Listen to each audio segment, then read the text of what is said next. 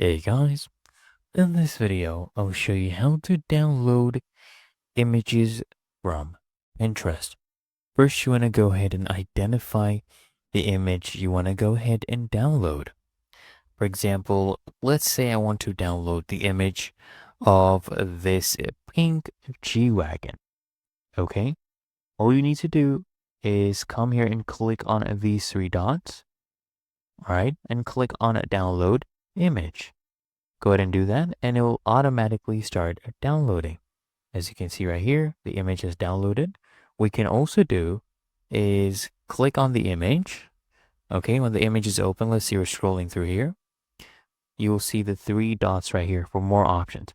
Just click on that, and then you'll see the option to download the image. All you need to do is click on download image, and it will start downloading automatically, okay? There you go. And it's really that easy and simple.